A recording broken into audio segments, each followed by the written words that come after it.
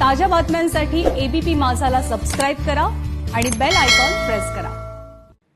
मुंबई महापालिकेची निवडणूक ही आतापर्यंतच्या इतिहासामधली सर्वात रंजक निवडणूक ठरण्याचे संकेत मिळतात। कारण आधी भाजपने तलवारी परजल्यानंतर आता शिवसेनेने सुद्धा आपल्या भाल्यांना धार लावायला सुरुवात केली आहे। कारण महापालिकेचा गड सर करायचा आहे।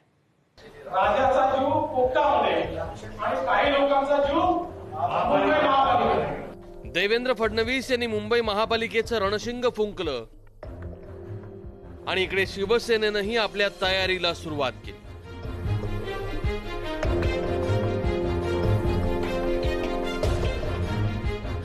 दोन 2022 या महानगरपालिका निवडणुकींसाठी सर्व शिवसैनिकांनी सज्ज राहावं आणि आतापासूनच तयारीला लागावं अशी सूचना मुख्यमंत्री उद्धव ठाकरे यांनी केली। यासाठीच शिवसेनेची ताकद असलेले गटप्रमुखांपासून ते विभाग प्रमुखांपर्यंत मोठे फेरबदल करण्याच्या तयारीत पक्षप्रमुख आहेत।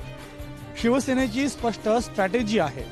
पदाधिकारी मजबूत तर गड मजबूत। यासाठीच येणाऱ्या काळात मोठे फेरबदल गटप्रमुखांपासून ते विभाग प्रमुखांपर्यंत सर्वांना पाहायला मिळतील। देवेंद्र फडणवीसांना मुंबई महापालिकेवर भाजपचा भगवा फडकवायचा आहे। त्यासाठी त्यांनी कार्यकर्त्यांना प्रत्येक वॉर्डात बूथवर नेता नेमून प्रत्येक बूथवर राजकीय कार्यकर्ते घडवा असे आदेश दिले। तर काल मुख्यमंत्री उद्धव ठाकरे यांनी देखील शिवसेनेची ताकद असलेल्या गटप्रमुखांपासून ते विभाग प्रमुखांपर्यंतच्या नेत्यांच्या कामाचा आढावा घेतला। ते म्हणाले की आता यावेळेला आतापासूनच कामाला लागा।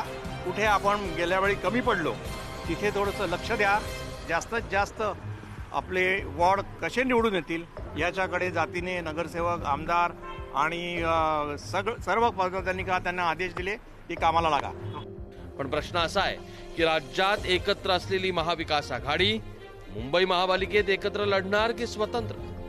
महाविकास आघाडी राज्यामध्ये महाविकास आघाडी स्थानिक स्तरावर महानगरपालिकेच्या निवडणुकीमध्ये काँग्रेस पार्टीचे विचार जे आहेत ते कार्यकर्त्याचे विचार जे आमचे कार्यकर्ता जे ब्लॉकवर वॉर्ड स्तरावर काम करत आहेत त्याचे विचार असा आहे की आम्ही स्वबलावर लढायला पाहिजे असा त्याचे विचार आहे।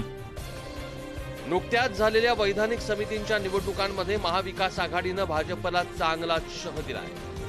पण हाच फॉर्म महाविकास आघाडी कायम ठेवणार का? गणेश ठाकूर, एबीपी माझा, मुंबई।